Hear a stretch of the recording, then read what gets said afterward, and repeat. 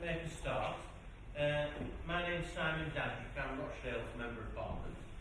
First of all, let me say thank you for coming to this discussion, to this seminar that we're going to hold today. I'm going to chair the event. I have a keen interest in all the issues around Kashmir. I'm the treasurer of the All-Party Parliamentary Group on Kashmir. I also sit on the All-Party Parliamentary Group for Pakistan and other things. I'm delighted that you've been able to join us. We have some very distinguished guests with us who will speak shortly.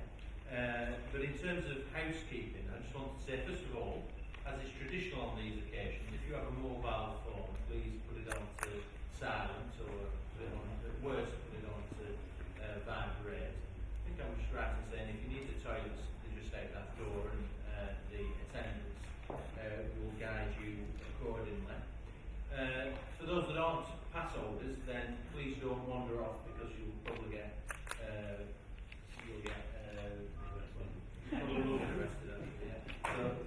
So try and stay with the group. In terms of the format for this discussion, for this seminar, we're going to ask a couple of the key speakers to say some words, and then we're going to ask the elected representatives and our lords to say some words after that. And then we'll have an opportunity to have a discussion and ask questions. Some of our elected representatives won't be able to stay for the whole session. We've got this room till 6 o'clock prompt. That's when we'll be expected to leave. We may finish a little bit before, we may not. But 5 or 10 minutes I'm asking the speakers to speak for.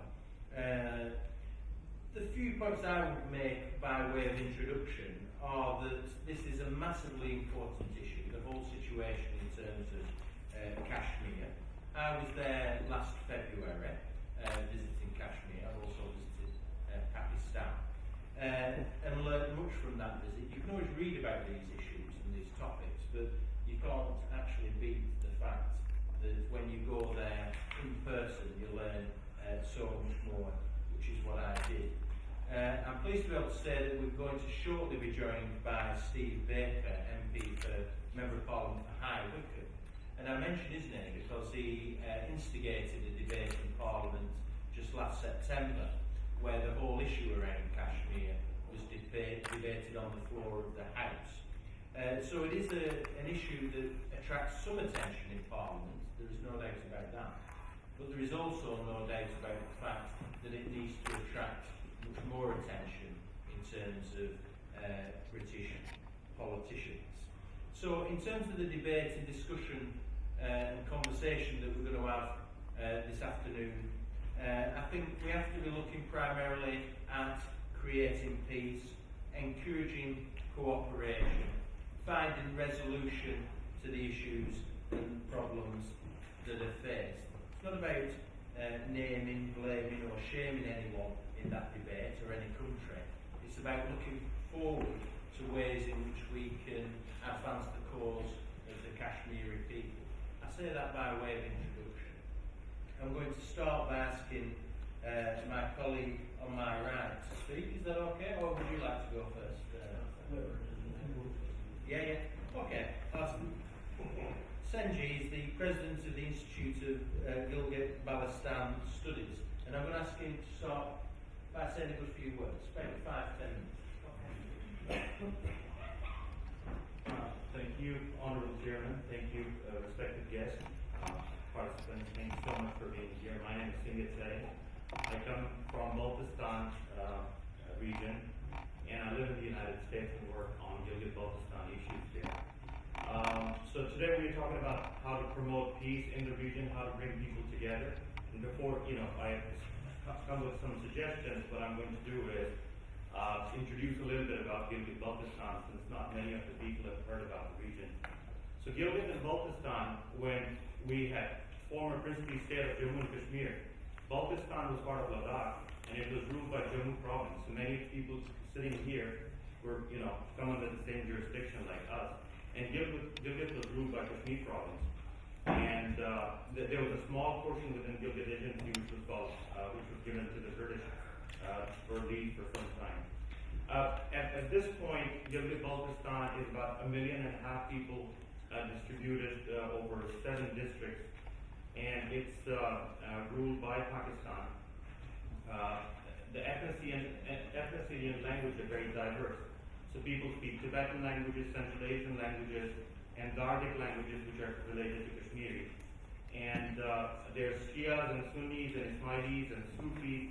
There's a mix of religions that we have there. The region is 4 times bigger than the Kashmir Valley, so it's very big, and it borders Afghanistan, Tajikistan, China, apart from Pakistan and India, so it's a very strategically located area.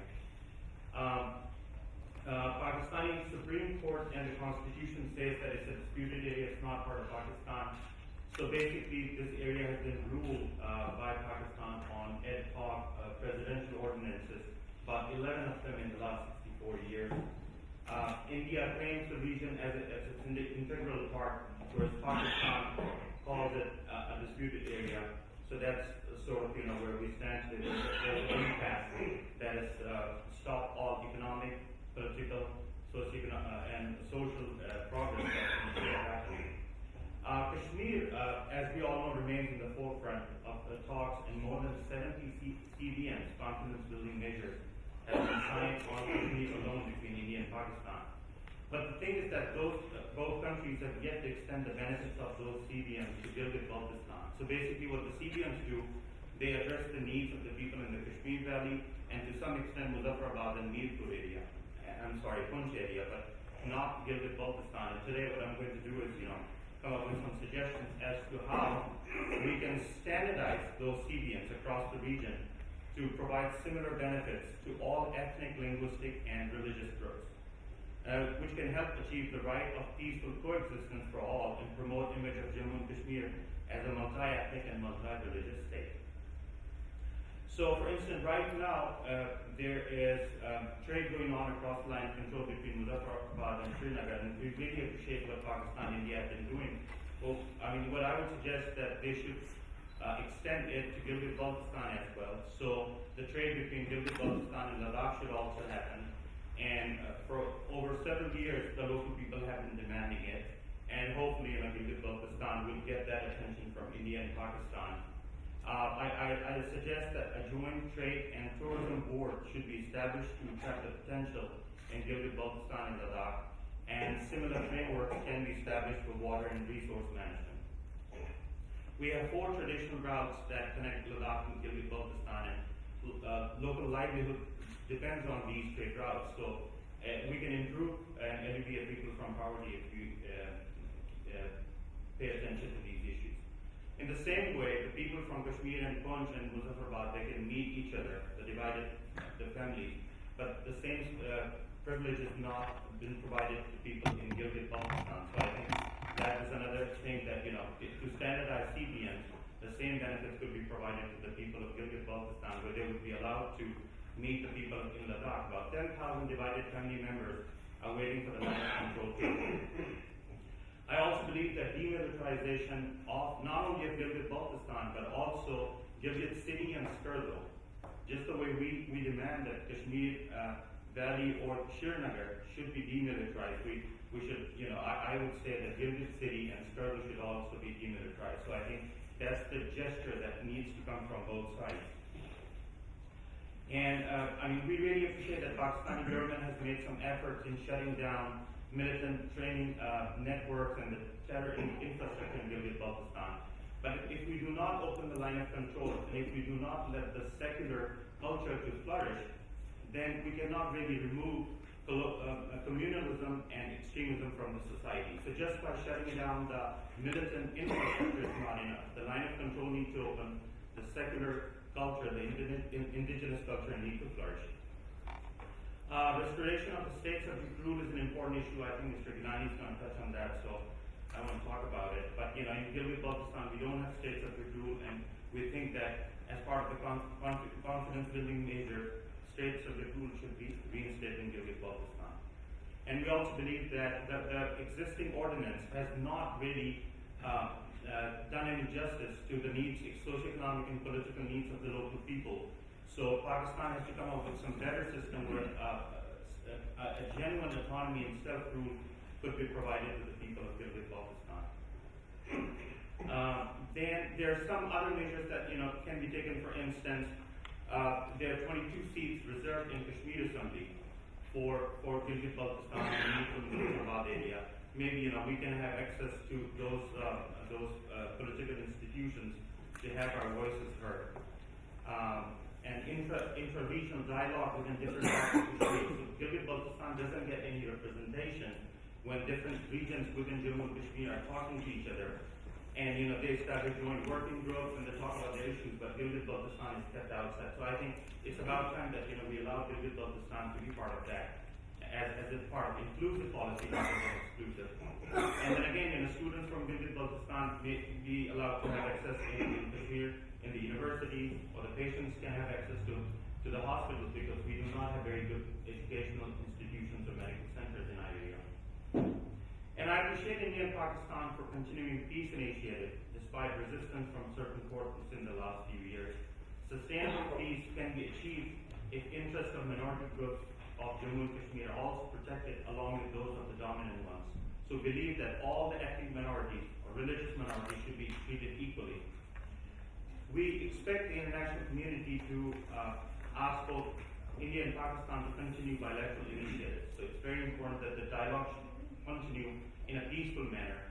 At this point, I would request the members of the British Parliament to persuade Pakistan to adopt a holistic approach on Kashmir by extending the scope of confidence-building measures to Gilgit-Baltistan. And I thank you, Mr. Simon here. I think I'm finishing. Thank you very much indeed. Wolverhampton South West, who's been kind enough to join us. I'm also delighted to have Lord Hussain here, who is originally from Rochdale before moving to Luton, I think I'm right to say. I'm sure he craves to be back in Rochdale, what a great constituency that is. Most importantly, I have Yasmin Qureshi, Member of Parliament for Bolton South East, who speaks on a variety of foreign affairs issues, including Palestine, which is an issue close to my heart as well. And we'll hear from both Lord Hussain and Yasmin shortly. But let me introduce Mumtaz. Thank you, Mr. Chairman, honorable members of the Parliament, Dr. Nzipulani, ladies and gentlemen. As the title of today's conference is India-Pakistan Peace Process. We can't hear you, Mumtaz. Pardon? We can't hear you. You can't hear me? No, speak up. So,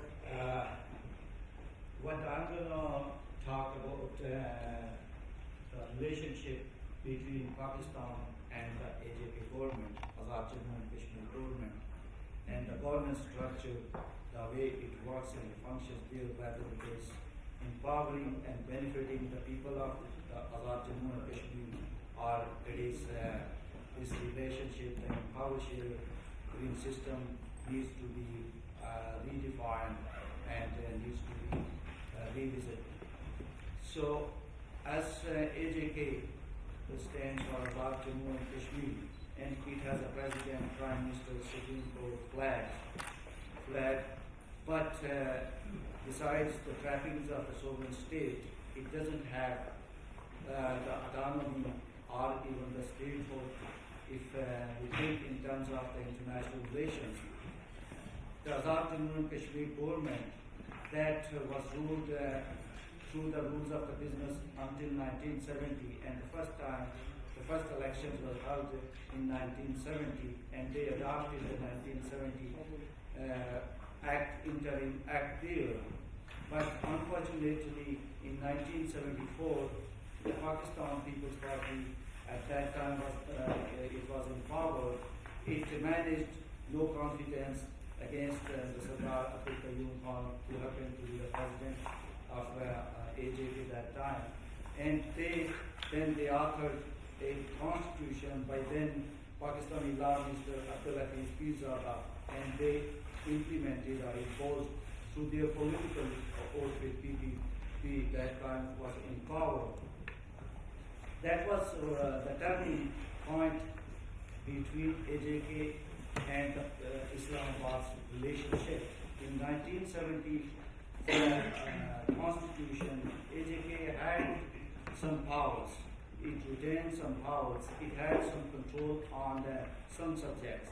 But when 1974 Act was introduced, so it has created another supreme body, non-Kashmir Council, which has rendered AJK government and AJK assembly as a non-entity in the affairs of the Azad Kashmir.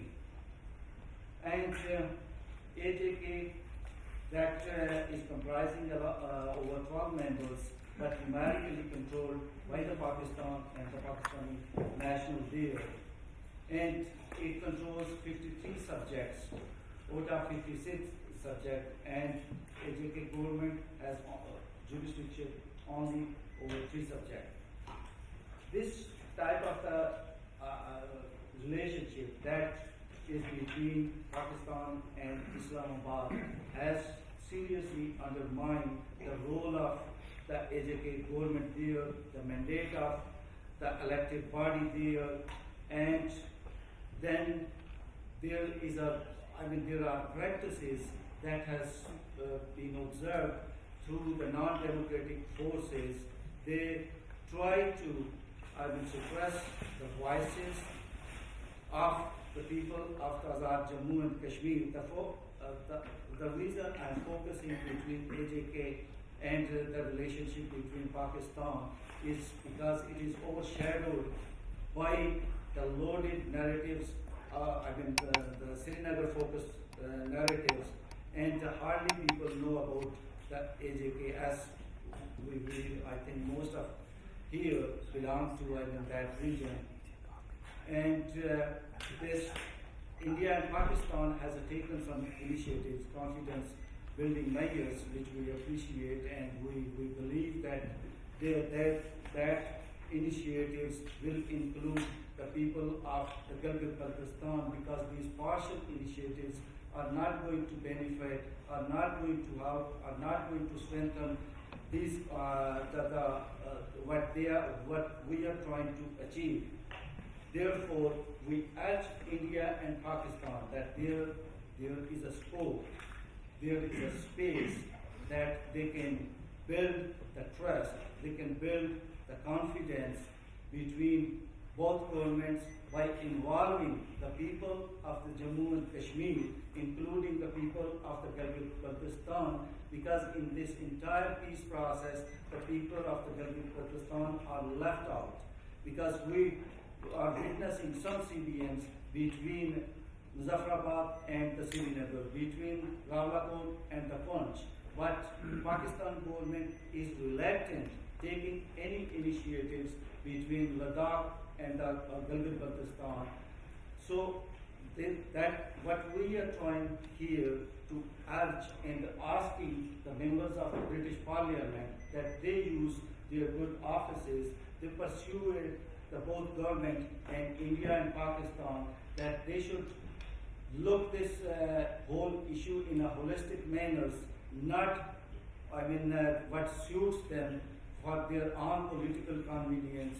And I hope that if we continue, support this kind of CBMs, this kind of a peace process, then we can persuade the government of Pakistan and India, and also the government on the both sides of the borders. And as I mentioned about the AJK assembly, the opposition leader Raja Farooq Kadar, who has recently asked Pakistan, demanded Pakistan that revisit the relationship that exists between Islamabad and Muzaffarabad, because it's not benefiting people of AJK, it's not empowering the local people there, region there, it is not allowing them to claim the ownership on the decision making. I think this is the time that we should focus on the areas where there are serious grievances existing, and those needs to be addressed. Thank you. Thank you. I'd now like to call Nazir Gilani, a human rights activist who was going to share his thoughts with us. Thank you very much.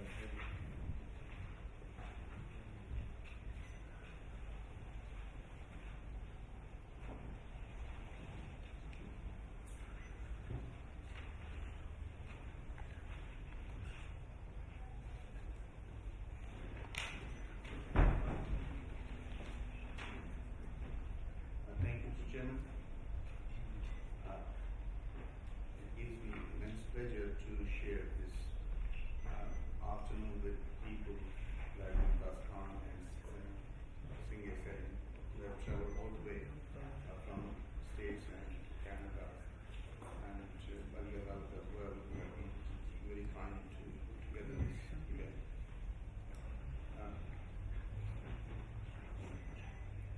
Mr. Chairman, ladies and gentlemen, we have another distinguished Kashmiri, Lord Qurban Hussain as well. We have to say a lot and represent us where we leave any weaknesses in our presentations.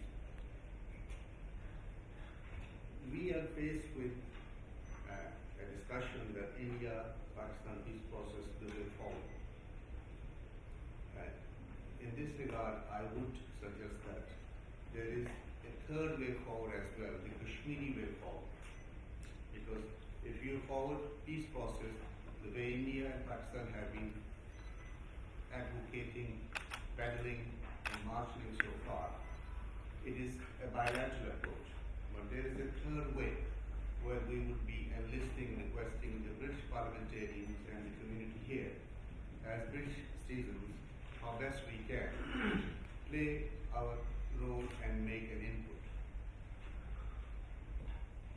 To do so, Mr. Chairman, we need to understand who is a Kashmiri, who is a Pakistani, and who is an Indian. Those of us who originate from Kashmir have a common bond, a legal bond, legal distinction. It goes back to 20th of April 1927. So all of us who attract that legal definition are the subjects of the state of Jammu and Kashmir. And we are distributed as people and as territory as well. There are three administrations. One is on the Indian side and two are on the Pakistani side. So unless you understand the three people and the fourth people, which is represented or which are represented by Lord Qurban Hussain in the United Kingdom and abroad, the diaspora. So there are four Kashmir. So when you advance peace process, you have to advance it in the best interest of the people of the state of Jammu and Kashmir. And they are not similar in administrative manner, they are quite dissimilar. There is a constitution for the people living on the Indian side, which is Jammu and Kashmir Constitution, and the other one which has been very rightly referred by Mumtaz Khan on the Pakistani side, and the people of Gilgit-Baltistan do not have a solid document as compared to the other two administrations. Where we have been doing wrong, the members of parliament who travel to Azad Kashmir, they say we have visited Kashmir. But at the same time, they divorce two important administrations, that of Jammu and Kashmir and Gilgit and Baltistan. So this is the Pakistani sovereign reflex to guide their perceived Kashmir. And well, we need to be very careful, because then you would be taking part in secondary victimization of the people of the state of Jammu and Kashmir by being parliamentarian. Because if you see a person in Mirpur, you have seen only one Kashmir. You have to see Kashmiri based in Baramulla, and fourth in Gilgit, the fifth in Toronto. The other point which I would wish to marshal here is that we are mistaken at core. We do not have a role to play in peace process between India and Pakistan. They are member nations of UN. It is charter obligation for them to live a peaceful life as member nations of the United Nations. We are not part of any dispute either. We have a title to right of self-determination. So the title is also a charter obligation. So So to exercise your title for self-determination, you need to be equal people. The UN Charter, Article 1 and 2, clearly spells out that people will have right to self-determination as equal people. But in Pakistan, as he rightly said, Mumtaz Khan, the constitution has made them unequal because the constitution of AJK, Azad Jammu and Kashmir, puts constitutional restraints. It makes you less than a full person. The government of Azad Kashmir may do anything on earth, but it constitutionally cannot advocate the right of self-determination of the people of Kashmir. It is the sole and exclusive control of the government of Pakistan, which we would request members of the parliament to take up with the government of Pakistan, that if they have presumed the trust obligations in AJK and uncivil resolutions, so they have to be used correctly and in the best interest of the people of the state of Jammu and Kashmir. Because Pakistan is in AJK under uncivil resolutions, India on the other side is on invitation. The government of Jammu and Kashmir has invited the government of India to send its forces to Kashmir to do three things: to protect life, honor, and property. They are not supposed to do the fourth. They can't add the fourth element, then they will be acting outside terms of the agreement. So, for the protection of life, honor, and property, it is the Indian soldier who remains responsible, not only for Srinagar but for Muzaffarabad as well, for Gilgit-Baltistan as well. So the Jammu and Kashmir Assembly is incomplete on the Indian side. Article 48 renders it incomplete in form. It does not represent all the territories of the state of Jammu and Kashmir. So we would ask the members of parliament to urge upon India to make it complete by enlisting the representation from Azad Jammu and Kashmir and Gilgit-Baltistan, as well as provided in the JNK Constitution. Not only that, even the United Nations has cautioned in March 1950 that any decision that the assembly in JNK in Srinagar would be taken, it would not be acceptable because it would be a decision taken by a part of the population living in the part of the state. While the situation on the Pakistani side of Kashmir is very different. People who authored a militancy in the state of Jammu and Kashmir, in fact, killed the right of self-determination. So they have accrued a criminal liability because by losing a generation in Kashmir, by killing a generation, we have killed the right of self-determination for many years to come. So we have to trace the authors of militancy in Jammu and Kashmir because we did not need to resort to the use of violence because United Nations was there on our behalf. We, if at all, needed to use the force, it should have been used through the United Nations by 194 countries of the world. So it is very unfortunate that those who authored militancy in the state of Jammu and Kashmir have in fact killed the right of self-determination, and there have been violations of human rights never seen from 1846 to 1990 for 126 years. In 126 years, we have lost only roughly 30 people in the struggle, documented. In 1931, we lost 23 people, but in aggregate put together, they make less than 50 people in 126 years. But from 1990 to today, in just 22 years, we have lost a generation in Kashmir, and half of the population has gone mentally sick because the child that was born in 90 has seen nothing but violence for the last 22 years. So he has grown in the cradle of violence.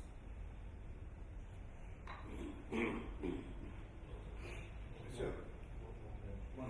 I have one more minute. So, what needs to be done is that we need to make it very clear that the two assemblies of AJK Assembly, the Constitution of Azad Jammu and Kashmir has been authored by the government of Pakistan, not by the people of Azad Jammu and Kashmir. And the notification said that we have authored this constitution for you we advise the President of Azad Kashmir to present it in the Assembly and have it passed. So we have to make sure whether the document that is there as a guide for the people of Azad Kashmir, in fact, remains has the ownership of the people of Kashmir. Then as Sarin is here, Gilgit and Baltistan was passed over into the charge of Pakistan by the government of Azad Kashmir. So they took it over in 1949 April to administer it. With the understanding once the government over there settles down, it will take over. Then the High Court of Azad Kashmir has also given a ruling that the Gilgit-Baltistan should be returned back to the administration of Azad Kashmir. Given these facts, I would urge the members of Parliament who are here and who are actively supporting the case of Kashmir to make a choice. Do they want to support the Pakistani narrative, which is dominant here because of the population, Kashmiri population? Indian narrative in UK is not that dominant. Or they want to support Indian narrative or the narrative of their own constituents.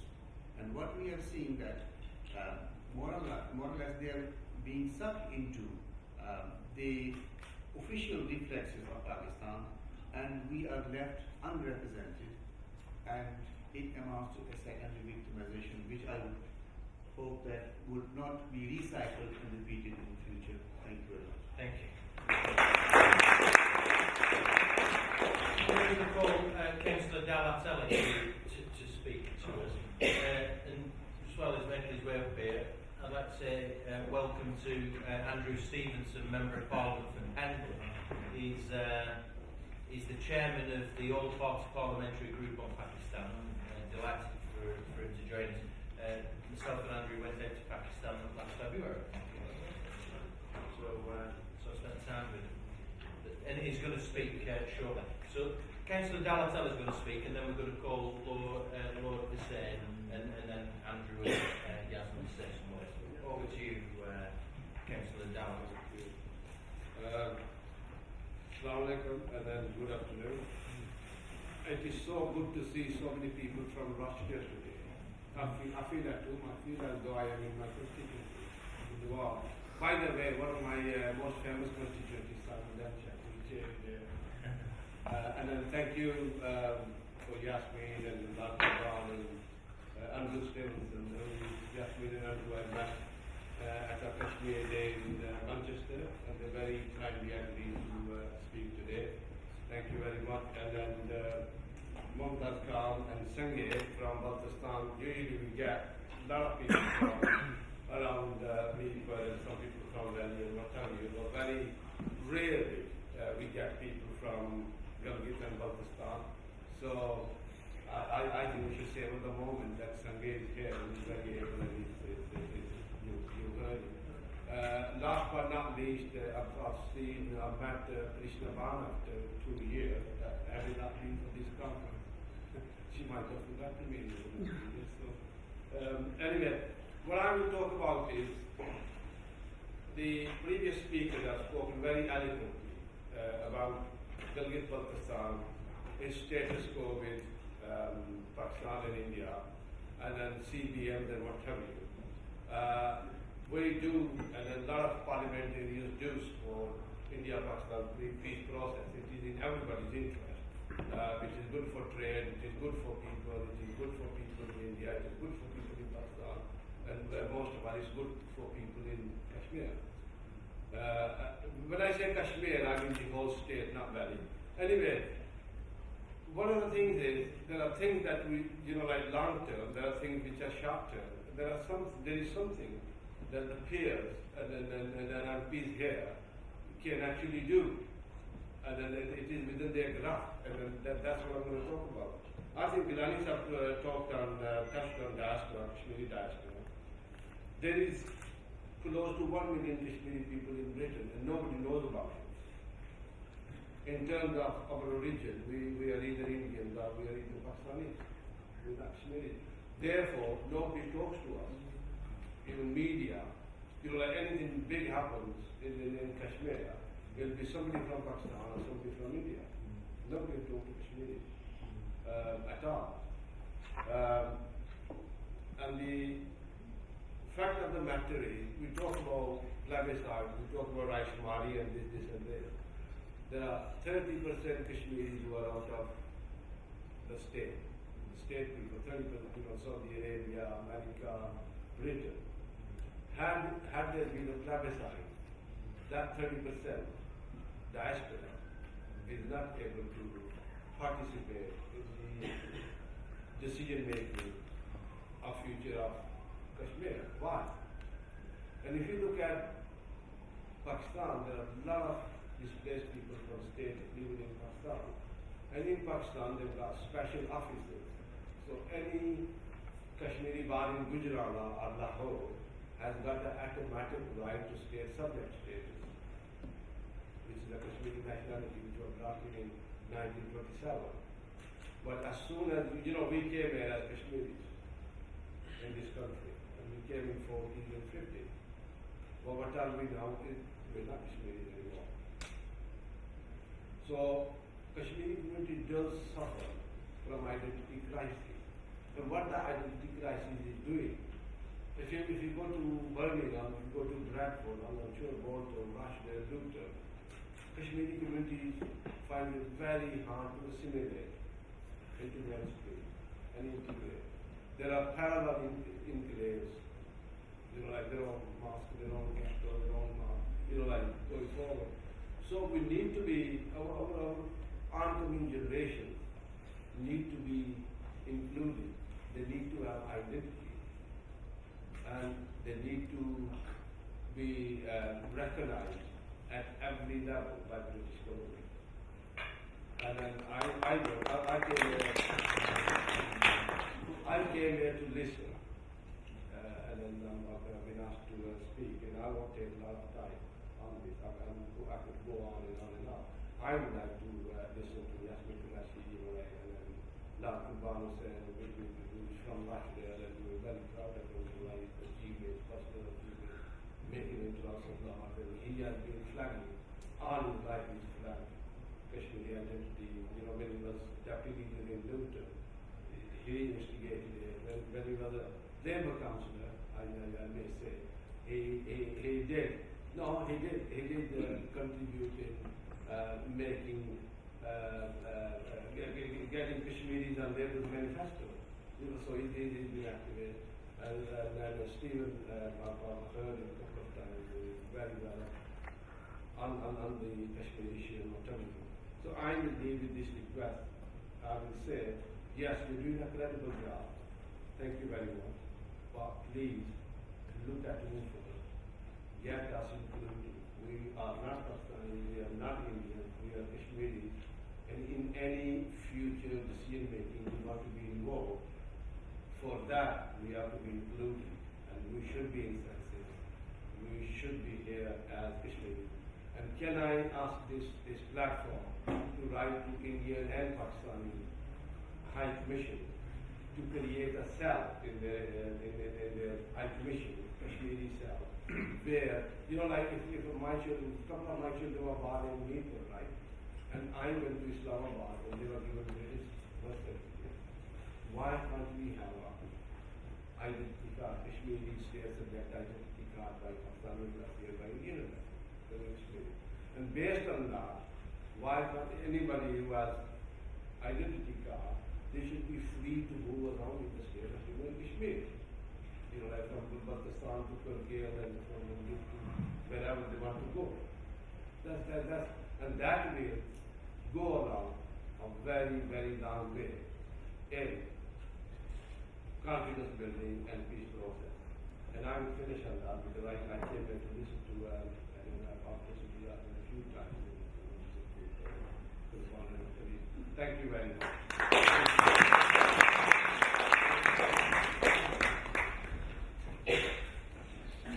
Lord Hussain, thank you very much.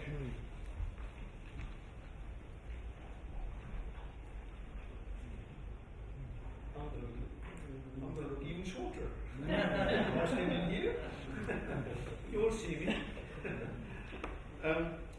Assalamu Assalamu alaikum and a very good afternoon to you all.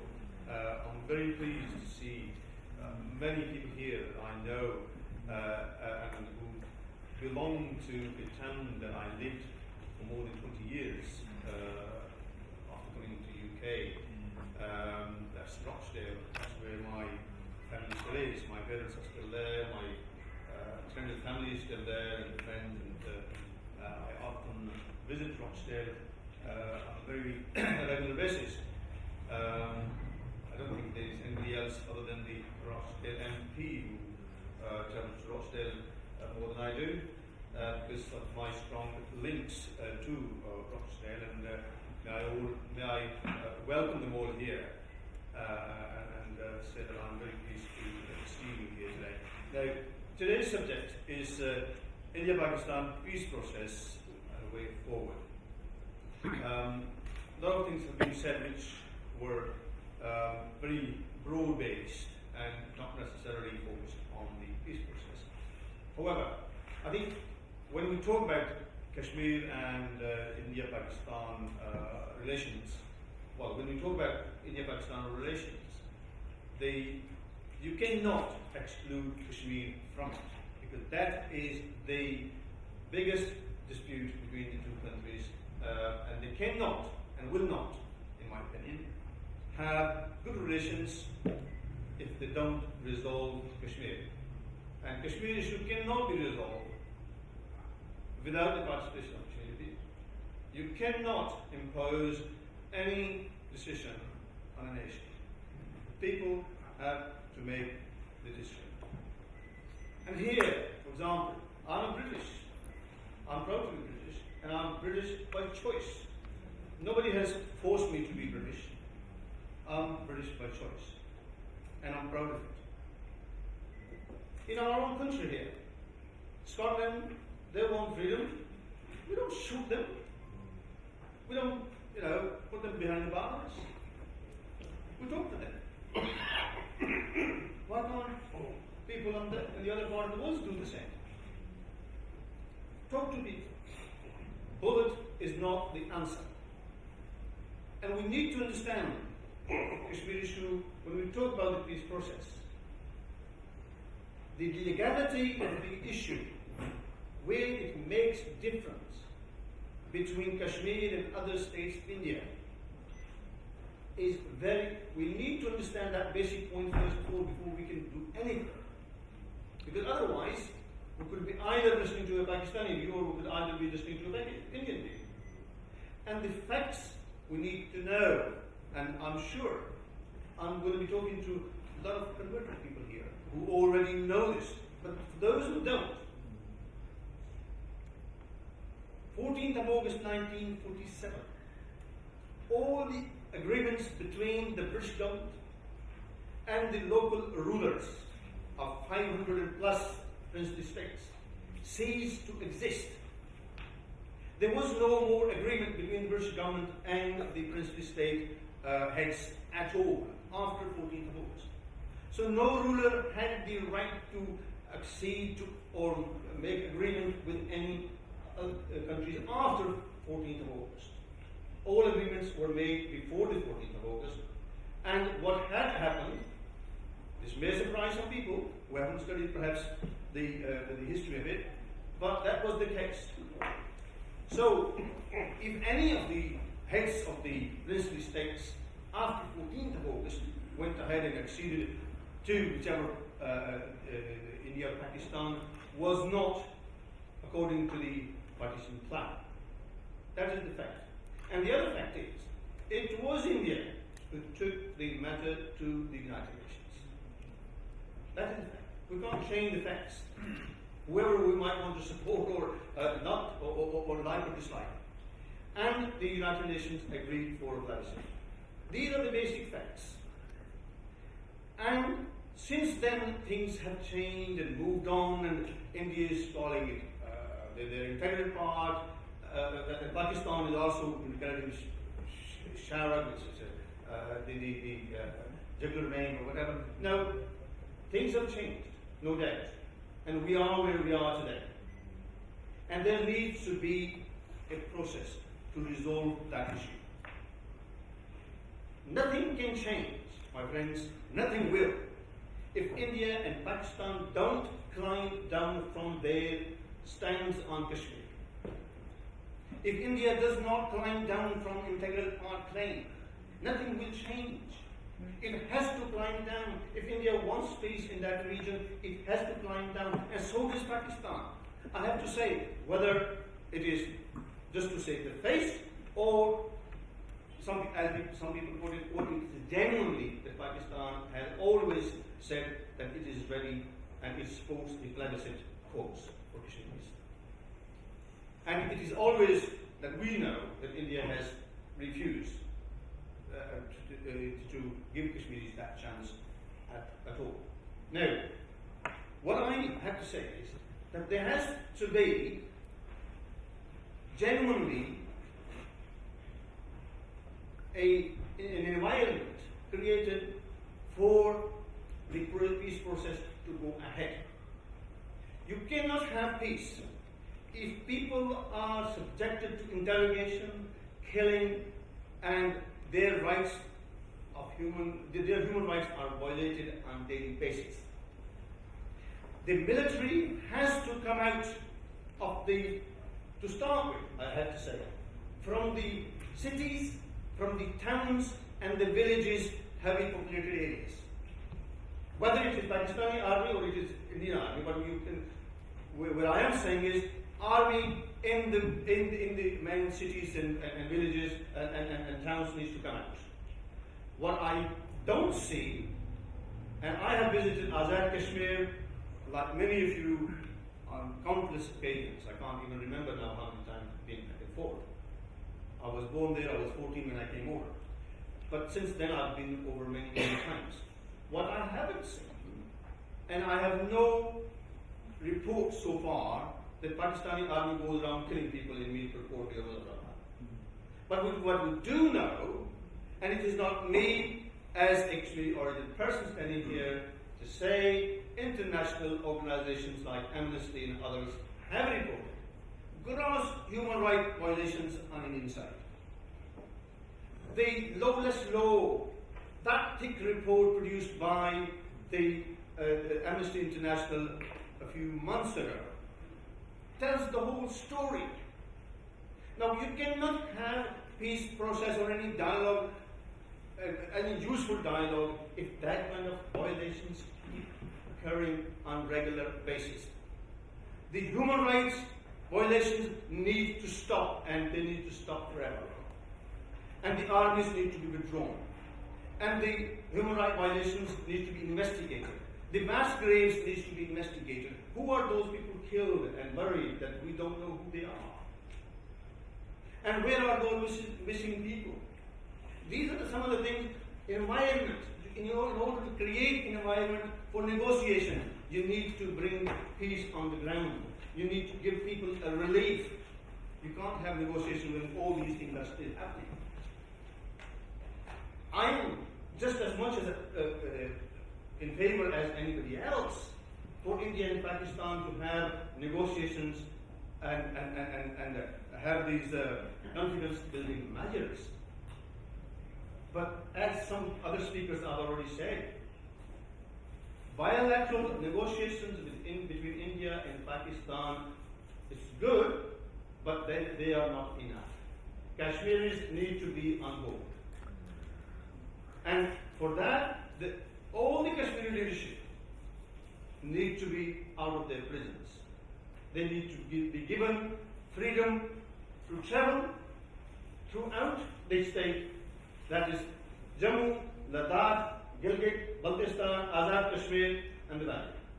They need to be given freedom to go across and talk to each other. People to people contact. That's what's needed.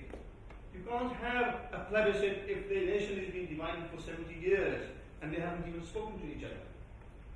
You have to create this environment in order to have peace in that region. We have learned a lot in Ireland. We have shooted at each other enough, and we know the result. There has to be a peace, and people need to be brought, whether we like them or not, around the table. And that is the only way.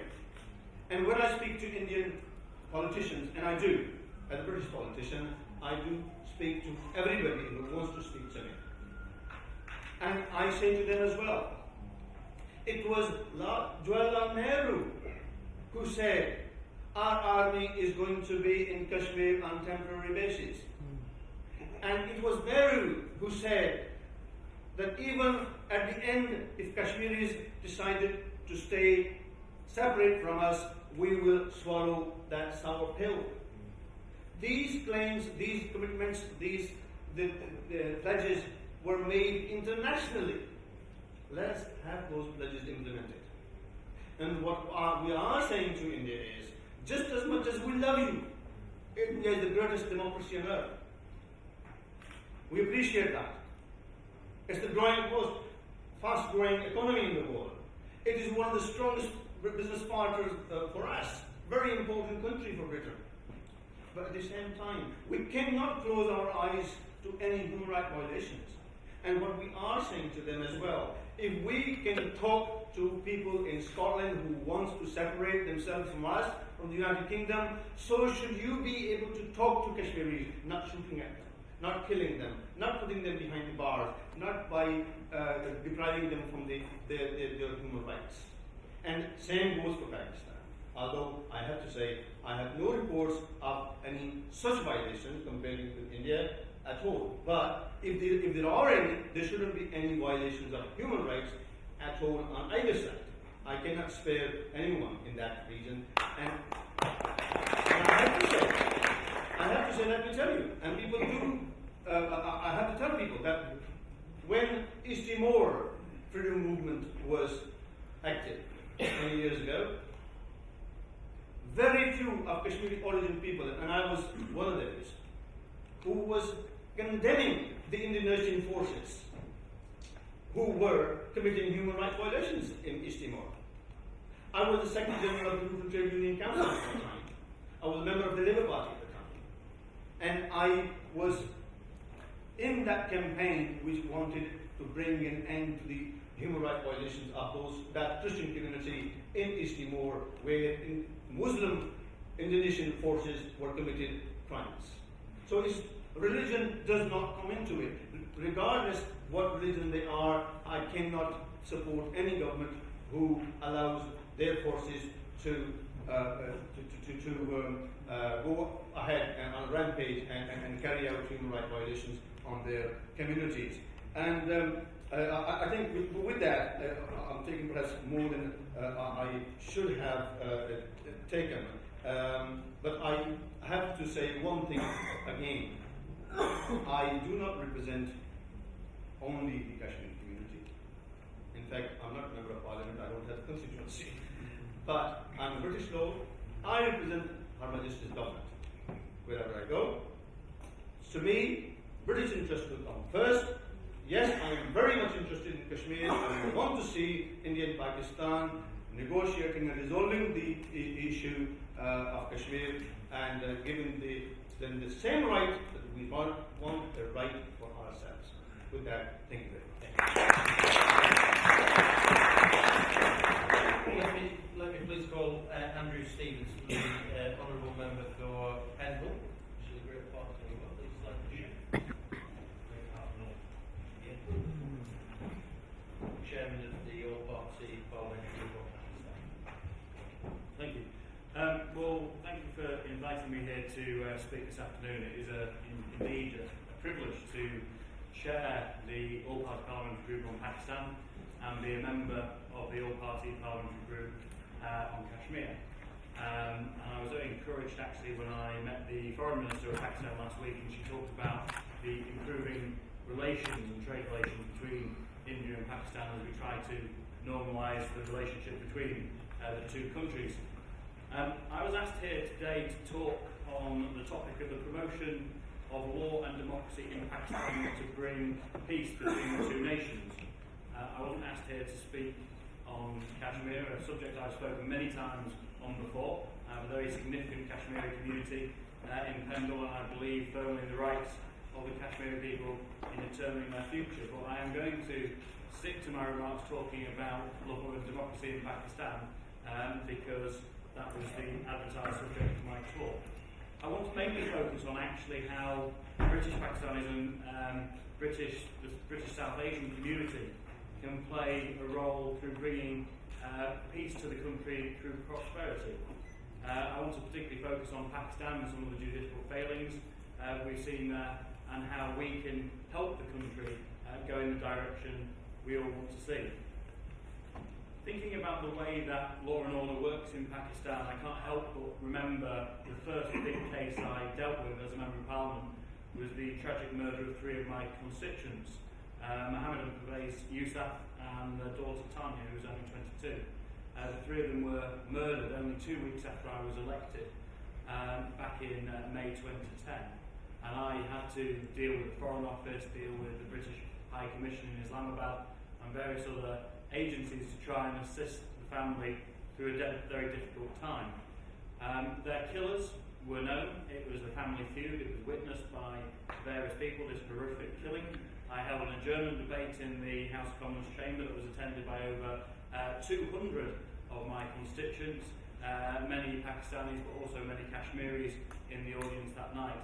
And what was startling was how the Pakistani police and the Pakistani legal system completely failed this British Pakistani family.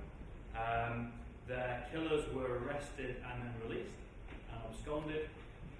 The judicial system did very little follow-up at all to assist the family, and when the family then tried to visit Pakistan to help resolve the situation, bizarrely there was an application made through the courts to have the Yousaf family arrested, somehow responsible for the murders, even though they were clearly in Britain at the time. It is clear that at the lower level of the judicial system in Pakistan, unfortunately, bribes and corruption still play all too important a role. I actually would give credit to the Pakistani authorities at the moment over recent years in cleaning up the Supreme Court and the senior level of judges in the country, but it is still the case that many British Pakistanis who go out to the country find themselves fearful of kidnap or murder, of extortion or other crimes, and are very uncertain about whether they will actually receive justice through the courts. Now this of course has a huge impact on British Pakistanis and anyone of South Asian origin based in the UK who wants to go out and invest in Pakistan, who wants to help the country. We had 9 British citizens killed last year in Pakistan. We've had many other cases of kidnapping and other cases that you will be only too aware of. So why should we visit, why should we invest in a country that is so dangerous from everything we hear? It's important for a few statistics at this point. The UK's trade relationship with Pakistan is very significant, £1 billion worth of trade, and we of course have over 1 million British Pakistanis in the UK. And in October 2010, William Hague, with the then Pakistan Foreign Secretary, launched the British Pakistan Foundation to try and ensure that the trade between the two countries is boosted from its current level of 1 billion. But compare the relationship the UK has with India. Last year, the trade between the UK and India rose to £13 billion. Investment is said to be up 20-fold following a back-to-back ministerial visits and deepening trade links with that country. Now, why is India shooting so far ahead of Pakistan? Well, one of the main reasons for that, obviously, is the security situation and the rule of law and order in the country, and the topic I've been given to speak about. If you look at the indexes of how safe and secure countries are around the world, Pakistan is currently rated 109 out of 110 countries on security. Only Sudan, and that was actually before South Sudan split away and the situation was largely resolved in that country, was classed as a riskier country than Pakistan. It goes without saying, therefore, that was the reason that Pakistan was then ranked for economic growth 96 out of 110 countries, when India, as we all know, is now one of the growth engines in the world, flying towards the top of every league table you could assess it by. All this is related. A safer country normally becomes a more prosperous one. We all know that the most rich countries in the world tend to have the best law and order, and promoting peace needless to say, leads straight to prosperity. people will not invest in countries where they do not think there is stability and they do not think they will get justice through the courts. There are many challenges in Pakistan that are very different from some of the challenges faced in India. The problem of terrorism in Pakistan is only too prevalent, exacerbated by Western foreign policy for many years, and the rule of law and order in certain parts of the country is always going to be difficult. However, many of the country's law and order issues are not related to terrorism, but rather a weak judicial system, particularly at local level, that is all too open to corruption. Until overseas Pakistanis feel they can invest in the country with confidence and visit without fear of murder or kidnap, we will not see Pakistan moving forward in the way we all hope to see. Before I finish talking about law and order, I'd just like to make reference to something I'll be doing on Friday this week. As many of you will be aware, the Pakistani Minister for Minorities, Shahbaz Bhatti, was assassinated on the 2nd of March 2011. Yasmin, Simon and myself met him on our visit to Pakistan just a few weeks before he was actually murdered. Shahbaz Bhatti was murdered for criticising the blasphemy laws that, of course, as we all know, actually affected more Muslims than they have Christians in Pakistan. But I think we all recognise his bravery in standing up for a liberal, tolerant, open Pakistan that was envisaged by the country's founder. As the new Pakistani Foreign Minister pointed out when I met her last week, this is a difficult issue for the country, but it is one of the many issues that the country needs to address, and therefore I will be sponsoring an early day motion on Friday to commemorate the first anniversary of Shahbaz Bhatti's death, and also acknowledge the other victims of the blasphemy laws, such as Aisha Bibi, who is still on death row, and also Muslims like Salman Taseer, who have been assassinated simply for questioning that law. So I feel that by focusing on judicial reform, looking particularly at the lower level courts, by removing laws that are no longer relevant, by resolving, yes indeed, the Kashmir issue, and by sorting out human rights abuses wherever they occur, that is the way we can instill confidence for British Pakistanis to continue to invest in the country, for them to go over and support Pakistan become the more peaceful, prosperous nation that we all hope to see. Thank you very much.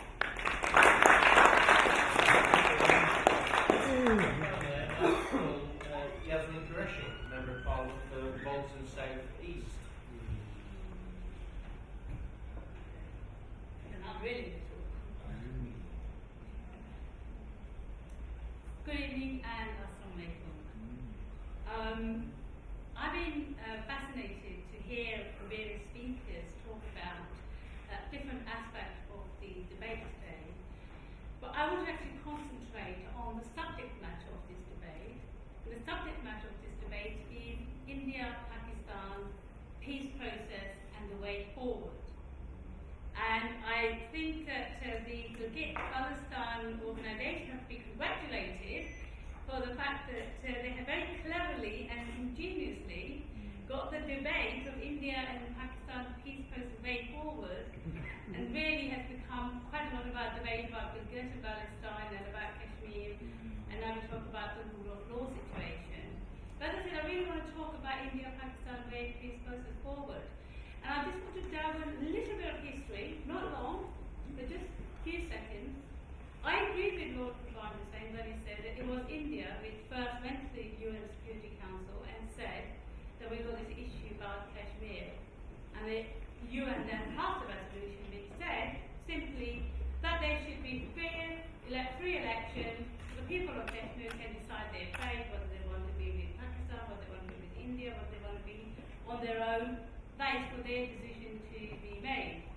But the reason we came to this crisis was, as you know, before partition, the agreement that had been reached by the British with the various rulers of India was that the division of the two countries was going to be on the basis of whichever state had a religious majority, as opposed to whoever the rulers might be. And therefore we had a case of one state in India where the ruler was a Muslim Maharaja, but the majority population was Hindu. When he said he wanted to go with Pakistan, The British administrators at the time said, no, you can't do this, because the spirit of this regulation is that if the majority population of your people are one, say, Hindu religion, then you must stay with India. And that was the right thing to do. Unfortunately, and this is where a little bit blame does lie with Britain in there, when it came to Kashmir, the Maharaja there, who was Indian or Sikh, I think, but certainly not Muslim, and the majority population of Kashmir, this is now Jammu, Azad and everything together, was actually Muslim. When he was prevaricating and wouldn't decide whether he wants to go with India and Pakistan, he was not told in the same forceful manner that the other ruler had been told, look, majority population, it should go with this particular country. And I think that's a fact that has to be, it's a historical fact, and no one can run away from that fact. And it's regrettable that in 47, or when the British were making this decision, they did not make that same firm decision in the case of the whole of Kashmir that they did with this other Maharaja who was Muslim, but whose majority population were Hindus, and that was the right thing to do for him. And they should have done exactly the same with Kashmir. They didn't, and now we are where we are at this point in time. Then, of course, India did ask, because there was a decision had to be made somewhere or other where Kashmir goes. Azad Kashmir was the easier part to resolve. They said we want to be on our own, and they kind of got there as sort of freedom and formed their own state. The other part, India said, well, it's part of us, and of course since then you had the dispute, and UN has said, let's hold election. And it is fair to say that Pakistan, Lord Khan has said that maybe they're not being sincere, but certainly what they have said at all times, and they've not reneged from this, and they're always arguing that elections should be held and people should decide. India, for whatever reason, is refusing to do that. And this really is not meant to be kind of, criticism of India or Pakistan, but these are the facts, because that particular part of the world is administered by the Indians, and therefore they're the only ones who can actually hold the elections in that area. Pakistan can't hold it, England can't hold it, but the Indian government has got to hold the elections in that part for the people there to make a decision. Now, as a failure of this, we've had two superpowers in the region, most powerful in that region, go to fight. God knows how many times. They've had wars on it at least on 2 occasions, and they've come close to having a third one as well. The billions and billions of pounds both countries spend on their defence, so they can fight each other, or they envisage the threat from each other, meant that in fact, although it's right, India is industrially and economically progressing much ahead of Pakistan, and that's a very good thing, and I hope that Pakistan will catch up as well. But it does mean that all that billions and billions of money both countries have wasted on defence could have been spent on their people. Because whilst commercially many of the countries are doing well, a lot of the ordinary people in India and Pakistan are still financially poor. And therefore, if that money wasn't being, as I would call, wasted on defence, it would have been put on the education, on health, on literacy, on making the countries, people of both countries better, not educated, better educated, better informed, and have better health. Because of this fight or argument or dispute of Kashmir, which has been nestling, it's actually affected both the countries considerably as well. And therefore, I think it's really important for both India and Pakistan's future prosperity. I'm talking about the prosperity of the ordinary person, I'm talking about the rich businessmen and industrialists, because yes, there is wealth in Pakistan and India at the top level, but at the bottom level, hundreds and millions of people are still starving and in a poverty situation. And one of the reasons is because of the fact that the governments have been spending money on wrong priorities. What they need, in my opinion, is wrong priorities. They might think, well, they have to do this because of their fears and threats. So if the issue was resolved with Kashmir, you could have Pakistan and India working together on so many issues together. They could have trade agreements. I mean, at the moment, India, in order to buy something, has to go to other parts of the world to buy it. It costs a lot more to transport them, and their people will buy things at a more expensive rate, yet they would buy something from Pakistan at a lot cheaper price, and their people would get it a lot cheaper as well. And same with Pakistan as well. It could buy from India provide rich people more things, cheaper commodities than the other way around. You know, I went to India many years ago, and I went to Delhi. Well, I have to say, when I went there, I couldn't tell the difference between it and Lahore and Punjab, because they've got very similar streets, very similar structures. The shopping centres are even laid out in the same way, the bazaars. The buildings, the Mughal buildings and the old buildings are very similar in shape and architecture. The people look similar, the clothes are similar, the food is similar. The similarities are so much that actually, I don't honestly, why are we still fighting over this issue? And if that similarity carries on and people mix with each other more, there's a lot more that unites India and Pakistan than actually divides it. And there are Muslims in India, there are Hindus and Sikhs in Pakistan, flourishing, living in their countries peacefully. And again, that's a relationship we can strengthen. So really, for me, it's an issue of turning the two countries together and getting this issue resolved. Once it's resolved, I mean, let's face it, everybody in Pakistan, Kashmir, Azad, independent, wherever, watches all Indian films and songs, and in India they listen to Pakistani songs, and films not necessarily exactly, but sometimes. But they watch the films, and so there's so much language, understanding, there's so much similarities. We're having this completely, what I would say, last 40, 50 years, has to me been a wasted opportunity, which has led to especially economic poverty for the citizens of all the countries in that region. So what I would say is, instead of talking about, I understand, the Palestine and Kashmir issue, or even the rule of law. Andrew is right to talk about rule of law, but the rule of law in most countries which are financially and economically poor is not very good.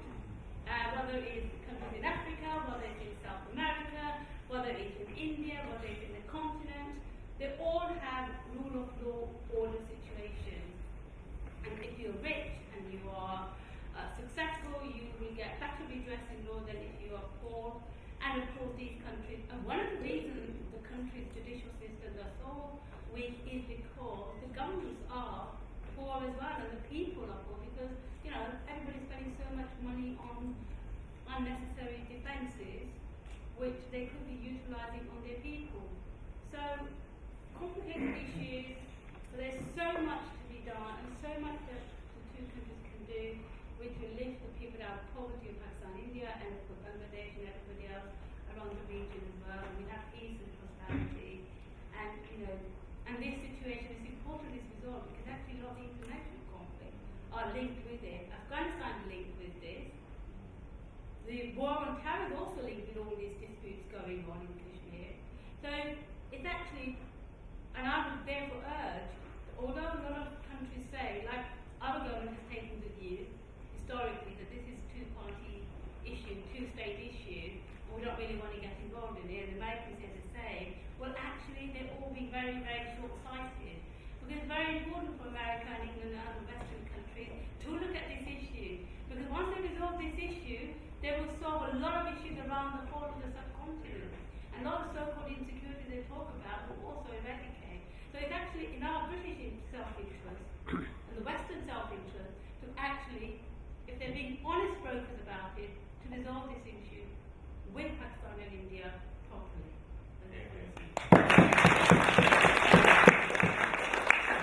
Questions or observations? So it's a chance for you to say or ask questions, or just make general observations on the points that have been raised.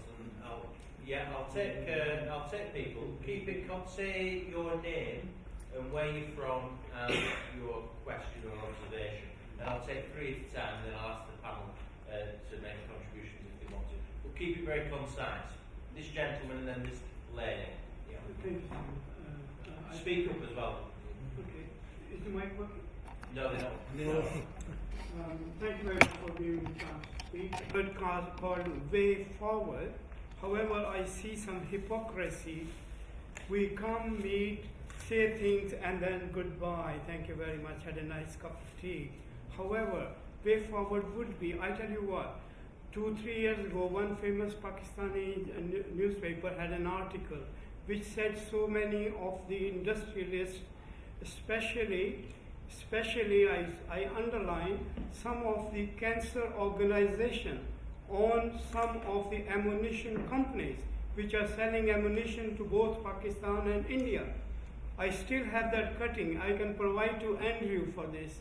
And you should really should be, when you're talking about West taking part in containing Pakistan's economic situation as compared to India, this is very relevant, Andrew, that you should take it up and ask those companies to stop selling ammunition to Pakistan and India.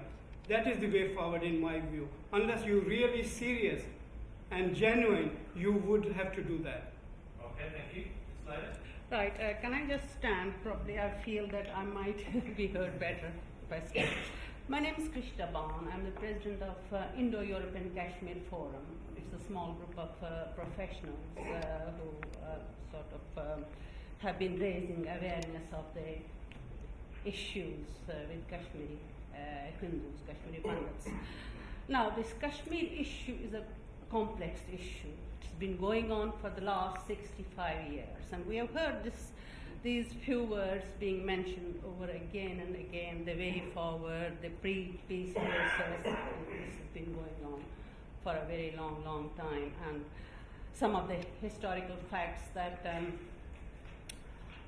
Yasmin mentioned probably may not be as accurate as we think they are. There are some other issues with those historical facts, like that Kashmir was predominantly a Muslim state, which might not be strictly true, because Kashmir means Kashmir Valley, Ladakh, Jammu, people living in Jammu, people living in the districts of surrounding Jammu who are predominantly Hindus. So when we say Kashmir, it means the whole of Kashmir, that's Ladakh, northern areas, Azad Kashmir, the valley, and the state of Jammu. So we have to look at it, but I'm not really interested in that. What I'm interested is, as I said, it's a very complex issue. We have had lots of conferences. As the gentleman said, we come and meet and say we'll be doing this, that, and other, and then we go from here. Not much is achieved. I just like to mention about the human rights violation, which some of our previous speakers have mentioned. I like to really raise the awareness of the human rights violation of Kashmiri Pandits. In 1989, there was a mass accident. You've just a few seconds left. Yes, well, as I said, it's a complex issue. I just need to mention this. There was a mass exodus of Kashmiri Pandits who left the valley and who still live in the camps. For the last 22 years, they have been living in the camps, and the conditions in the camps are squalid. I visited the camps. I have visited them several times. I felt ashamed of being a human being. I'm a Britisher now. I have lived in this country for a long time. So I would like to sort of raise the awareness of human rights violation of Kashmiri Pandits who have lost their lives. There was a mass exodus, huge loss of life, and huge loss of property, and they still, so this, if this isn't a human rights violation, okay. What do we call it? All right, thank you. Let me call this gentleman here, and then we'll... First of all, my name is Zafar. I'm a peace activist working in an organization, Press for Peace. We are based in all units of Jammu and Kashmir. I will be very much focused about, we should think about the ongoing peace process. India and Pakistan, they have initiated some very, you can say, encouraging steps. But there are some hurdles. We should also, for instance, India-Pak trade between both regions. Apart from that, there are some holy shrines and other places people want to visit, either from Indian side of Kashmir. For instance, the Hindus, they want to come in Azad Jammu Kashmir. There are some spaces, you know, the religious, there are mandars and gurdwaras. We should support them, that they should come, and the atmosphere is encouraging. And apart from that, there are also some cases of human rights violation, not only in Azad Jammu and Kashmir, in Gilgit-Baltistan as well, where some human rights activists, they are under the in their jail. So we should also focus on the aspects. Thank you. Okay, thank you very much. Let me ask the panel. The first gentleman was critical about us coming together and speaking and then moving away. Just to be aware that we make a profession out of speaking in this place. It's what we do for a living in terms of debating and discussing. And it doesn't always reach a conclusion, but I think it is the way forward in terms of reaching resolution. So let's not be too critical of ourselves in terms of coming together and having a conversation and a discussion. But that's me. Yasmin, and then Hussein, and then Firstly, I agree with the gentleman at the back about selling arms to both sides. I think generally that we shouldn't be selling arms to most countries. So I share your concerns about the arms being sold to both countries. The lady talked about the procurement. Obviously I don't want to get involved in the I do and you don't, you're wrong and I'm wrong. But 73% of the population, I'm talking about the whole of Kashmir, not just the valley, not Srinagar, not Calcutta, not Azad Kashmir, but the whole of Kashmir at that time, 73% was Muslim, and the rest I think was, as you were saying, well, 25% or 27% was Hindus or Sikhs. And the point I was trying to make is the numerical division. Really, what should have happened in Kashmir is what the other Maghwadi was told he couldn't do. But so, I think according to the partition rules, that is what should have happened properly. Coming to the question of Kashmiri Pandits,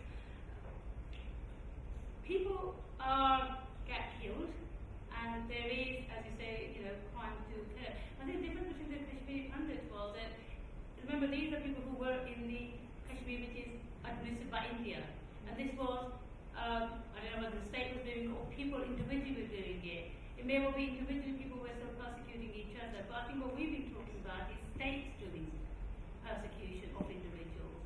Whereas, in that case, in Kashmir, for example, Jammu Kashmir, it's the Indian government who's dealing with it. And we will talk about human rights because Amnesty International, in the report, talked about the state-led abuse of human rights that's taking place in Jammu Kashmir. If I just make this clear, this wasn't one individual doing to the other. It was the acts of terrorism in the state, in the valley, which led to this mass exodus of Kashmiri Pandits. It was the terrorism, and we know that the terrorist camps and groups were sponsored, and they were based in the valley and in the surrounding areas. Which led to the mass exodus. Both countries. I mean, both countries are going on about, each other sort of being as bad as each other. Well, anyway, as I said, I want to add something. No, I'm sharing this and I'll share it professionally. My intention. Lord Hussein. Just a couple of points. Human rights violations, I am concerned with whichever community suffers from it. And humans, we're all the same. We all deserve the rights, same rights. And with regard to various communities in Kashmir, in this whole state, people have been affected, no doubt. Exodus we talk about. Mr. Adalat Ali and myself, we belong to the same village back in Azad Kashmir. And we know there are 3 colonies of people from the Indian side who have been forced to leave their homes, and they are actually 3 colonies in my village, and he will confirm that. And that's not alone. As he mentioned perhaps in his deliberations, there's a huge Kashmiri community which had to leave Kashmir and are settled either in Azad Kashmir or in Pakistan's various cities. They all may be Muslims, but at the same time, I'm not saying it's only Muslims who have been affected. No. And so you are right about the Pandits. Now, let me say that happened in either 1991. 89.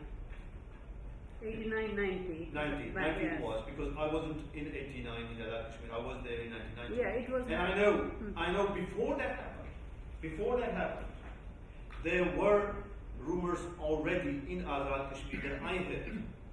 The governor of the time was Jagmohan, and the governor was, and these rumors already had reached in Azad Kashmir where I was, that they are trying to get the non-Muslims out of the valley so that they can deal with the Muslim extremists in that area.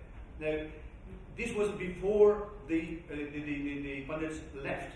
Now, what we hear, and I'm telling you, that was before the Pandits actually left. Now, what had happened, I'm not sure whether it was on the hands of extremists, whoever, a large section, just as many Muslims, tens of thousands, hundreds of thousands, had to leave their homes in occupied Kashmir and went over. Since 1947, I'm not talking about 1947 exchange of people, which happened both ways. A lot of Hindus and Sikhs left the Pakistan side of Kashmir and went to Indian side, and many of the Indian side Muslims came over to Pakistan at that time. I'm talking about in 65, 71, and all this period up to now. Tens of thousands, in fact hundreds of thousands, Muslims had to flee from there, and they were not the only ones. The Hindus, the Pandits also suffer the same.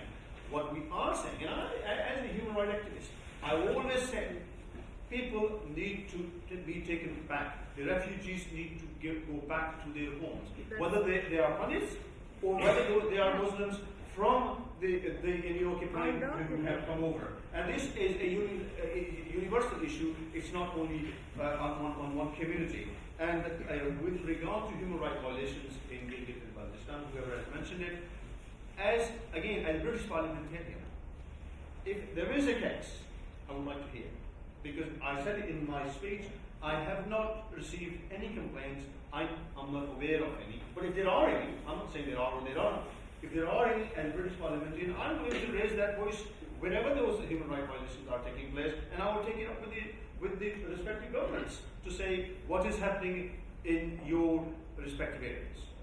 Thank you. Thank you. Andrew, and then Mumtaz, and then Sengen. I just wish to make a very quick point on the arms sales. British firms sell arms to both Pakistan and India. Both countries are our allies. We have some of the strictest export rules on arms in the whole world. I think the strictest in the world. If we didn't sell the arms, you can bet your bottom dollar that the Americans or the French would sell them. Where I do take issue, though, is in the past, Western policy has been quite often exacerbated problems in all sorts of ways in both India and Pakistan. But in particular, if you look at US military aid given at the time of, say, Musharraf or Zia, it is certainly the case that the West has given far more military aid and far more arms at a time when there has been an undemocratic military junta or dictatorship in Pakistan, and they ever have to support a civilian democratic government in Pakistan. So where I would take issue on arms sales is what we do at certain times in Pakistan. Unfortunately, 3 times has slipped back into military governance. We need to ensure that we do not reward Pakistan when they slip away from being a democracy. That may, of course, happen again in the future. But in general, in selling arms, as I say, Pakistan and India are both allies of ours. We need to ensure that we clamp down on human rights abuses, but I don't think necessarily stopping British companies selling arms to either Pakistan or India is the right way to go about it. Let me just briefly bring in Nazir and then Mumtaz.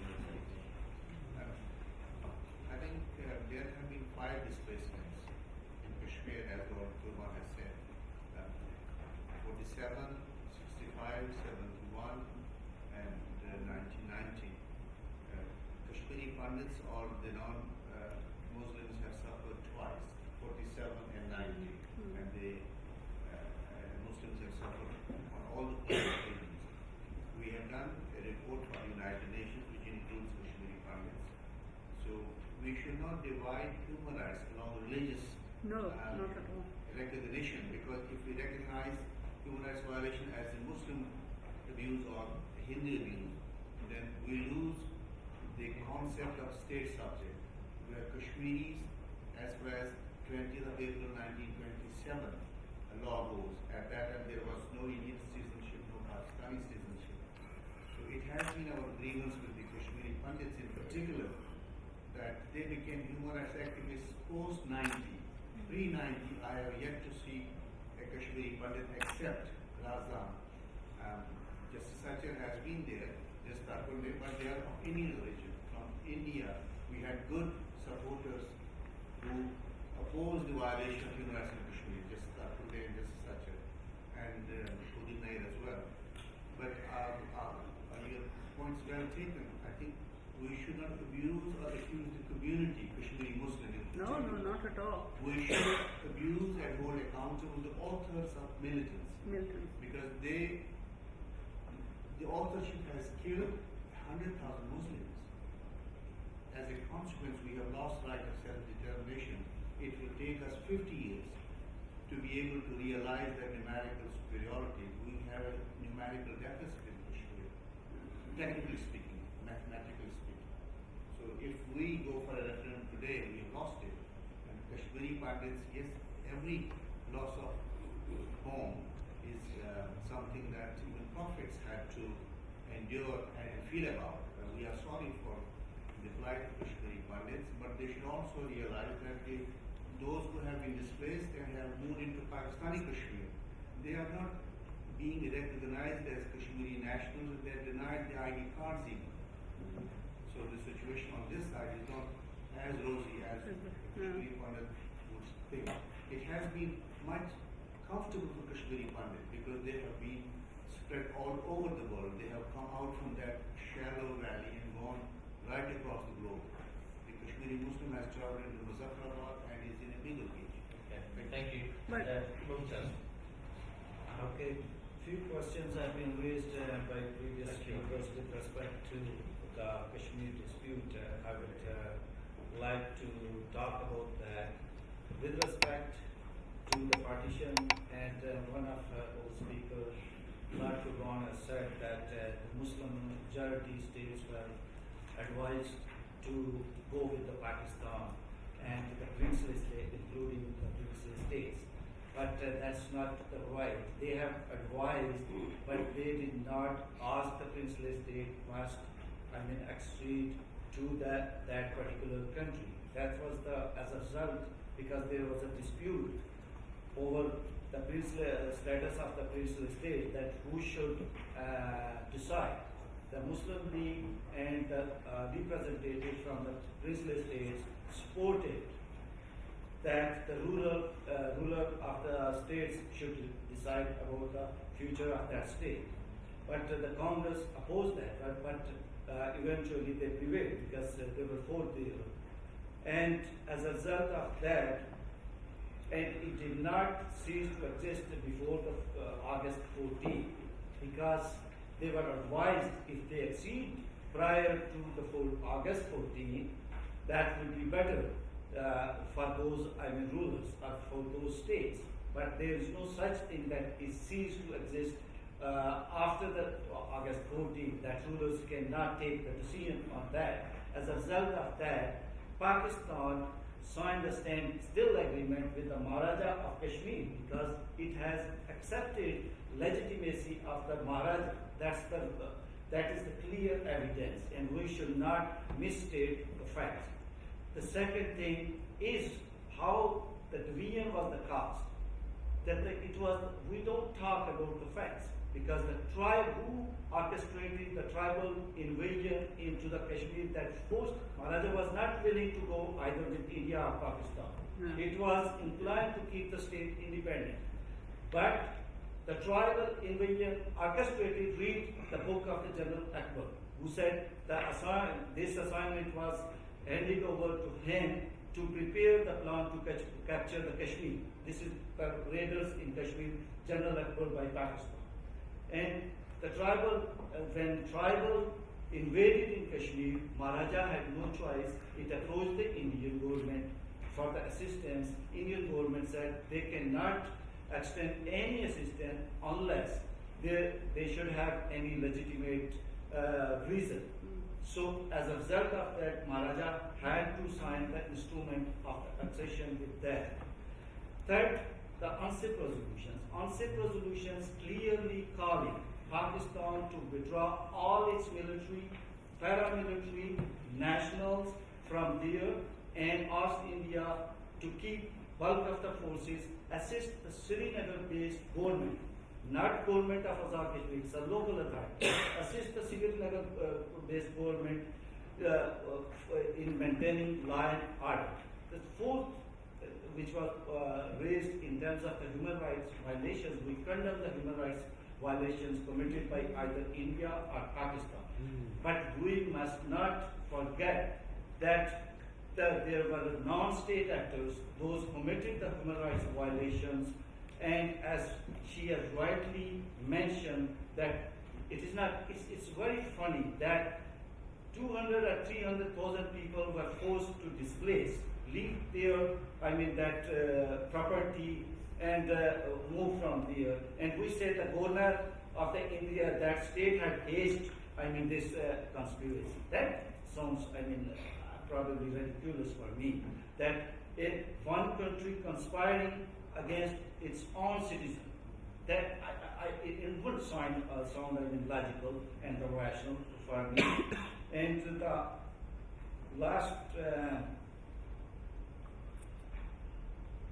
I think these are the main points I wanted to address, because there were conception, and as I'm a student of the history, I have been involved in this Kashmir activism since 1979 when I was a student of the grade 9, and I am trying to bring forward the human aspect of the Kashmir, not the religious aspect of the Kashmir. And we should understand that there is a Kashmir not existing just in a valley. There is a Kashmir Ladakh, there is a Kashmir Galgi, there is a Jammu, there is a Azad Kashmir or Pakistan occupied Kashmir, and then there is a Gilgit-Baltistan. Those were even invisible for last until 2007 or 8. So we have to understand that these all are the human beings. They have a fundamental rights and the freedoms to live as people are living in other worlds other world, like here in Britain. So we should not use this kind of a prejudiced approach to divide the people. Father, the whole points you have picked up is from my deliberation. This is a complex issue with many people agree with that, and we all may have slightly different views on them. But the views that you have picked up are all from my deliberations, and let me tell you, your view might be different than mine, and I respect that. But I don't think one can allow you to carry on with your view to dominate the debate at all. I don't think there is anybody here to say, well, somebody you said is wrong and I'm right. I'm not saying anybody is wrong here. I'm saying everybody is allowed to have their own say. You had your say, but you came back on me, and if the chair allows you to go back on it, but I think what is important is that I in no way in my deliberation I have said that Kashmir is only Valley Kashmir. I've said all the regions in Kashmir. I don't have to go back on them. And if you don't agree with it, that's your problem. But what I said, what I know. In 1990, I went to Kashmir in December 1989, and as I arrived there was rumors going around in Muzaffarabad, and that was that Jagmohan wanted to have a heavy-hand approach with the militants. And I'm not saying that was the case. You may laugh. I'm laughing. Can I just say, you yourself mentioned it was a rumor. So there are lots of rumors flying. What I'm saying to you is that it was the government who wanted to come heavy-handed on the militants, and they wanted to take out the minority that they thought is going to suffer, and they advised them to move out of the valley. Whether that was the case or not, the fact is they have lost their properties. They are displaced people just as much. And I said that in my earlier statement, and I don't think you have any right at all to criticize that, because I said they have just as much right as those Muslims who have to leave their homes from the different parts of the state and displaced elsewhere in Azad Kashmir or in Pakistan. And I don't think we should distort or try to influence your prejudiced views as part of the discussion. Thank you. And there is no better place to have a lively debate in the Houses of Parliament. Let me tell you, I'm determined I will finish for 6 p.m. So I'm going to bring in Sengi, and then I'm going to ask Councillor Dawat Ali to say a few words by way of winding up the debate and discussion. So Sengi. Thank you so much, Simon. I think, there's some correction that I would like to make to Ms. Qureshi's statement when she said Kashmir should have been part of Pakistan or independent because it was Muslim, because it was British India which was divided on the basis of religion, not the princely states. No document ever proves that princely states had anything to do with religion.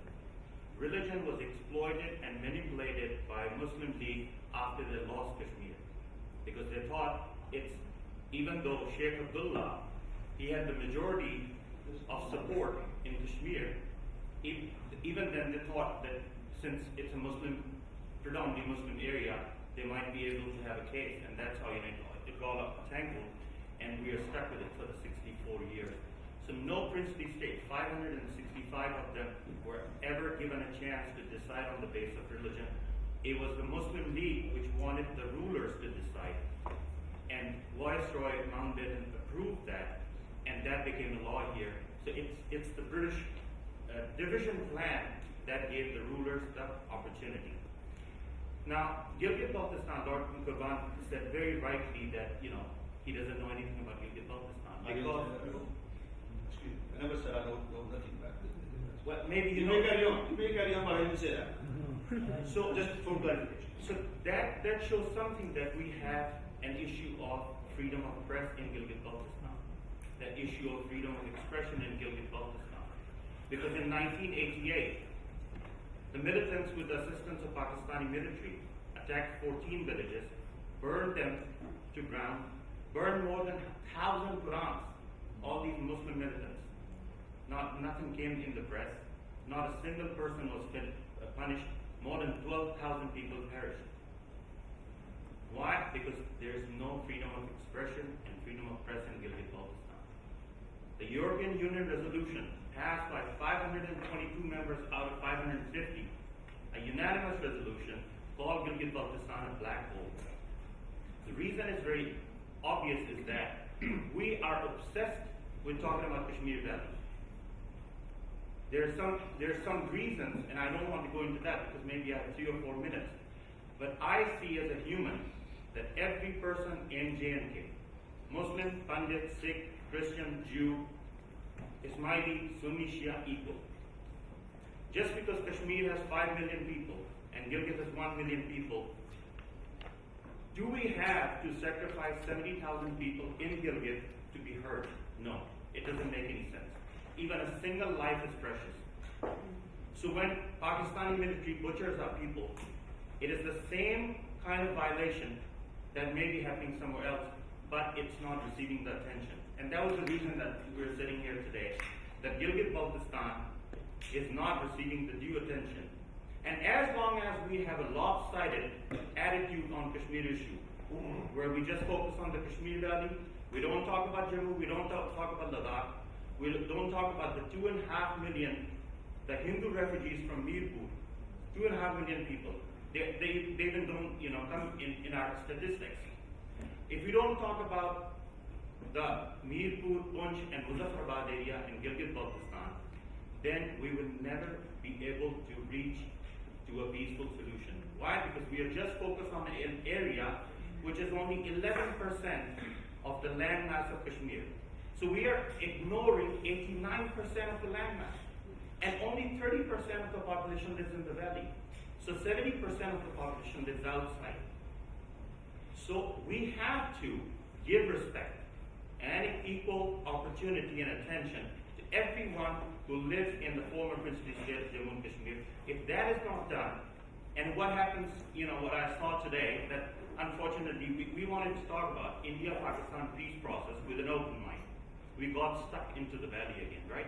If we keep doing that, it'll be another 60 years. And we are intelligent people. if for the last 60 years nothing has come out, we should change our attitude and strategies and tools of peaceful existence is very important for all of us. It's not that, somebody loves to kill others and somebody doesn't.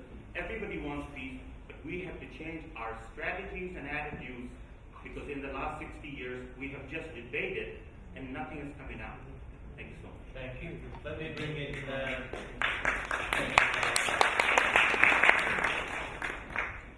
Just a couple of points really. One of them is inclusion. I think from this debate, and then from what Andrew Stephenson was saying, saying that 1 million Pakistanis live here, actually 70 to 80% are Kashmiri. The very conference excludes Kashmiri. The other thing is, it's absolutely right. Dr. Ban is right. There are 3 colonies, refugees, where we live. But reason behind it is Pakistan has attacked India 3 times, and those people are involved and are exploited by the Islamic insurgents, and each time, they ended up unsuccessfully, and the pundits are victims of said insurgency and terrorism. There is no two ways about it. In terms of Gilgit-Baltistan, it is really, that's why I talk about inclusion, I talk about Kashmiris, I talk about we are the people, we are the stakeholders, and the rest are peripheral. India and Pakistan are peripheral stakeholders, we are the stakeholders.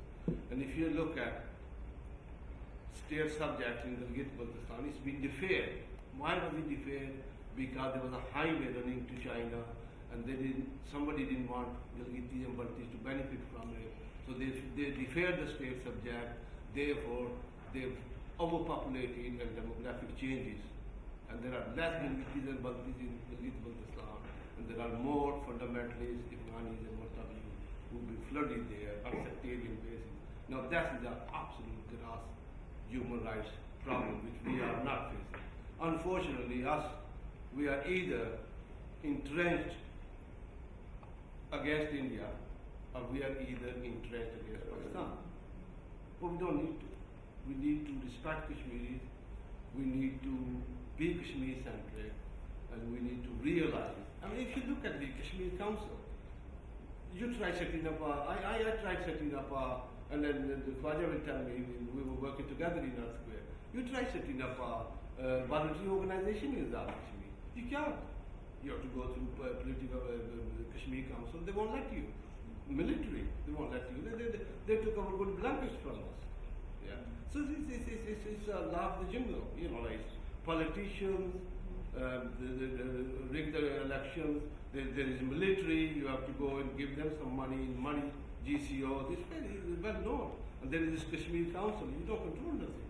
This is the Russian local authority has more powers than the Muzaffarabad Assembly. So those are human rights abuses. So if for example, we say they're not killing people in Nepal. They're not killing in Nepal because we're not protesting, we're not stoning them. If we did, we'd bloody well do. So what I'm saying is the debate has to be Kashmir-centric. And secondly, thank you very much for everybody coming here and having a real healthy debate. And I think this is one of the best conferences I have known where people have not really agreed with each other, agreed with other speakers, and really had their, thrusted out the views and whatever. We need more of it. Thank you very much. Thank you. Let me ask Lord Sensei. I was just going to make one last very brief comment, and that is to do with human rights. What I would want to do as a British parliamentarian, and I'm sure Simon would have the similar sentiments, and that is, we would like to know where the human rights violations take place. Please do send us information. It's not that I don't know anything about Pakistan, but certainly this is the first time I'm hearing of any human rights violations in Pakistan. If there is information, I will send you a document. And what I'm prepared to do is, with Simon and those who are on the Kashmir group of all party parliamentary group in this parliament, We're both members of that.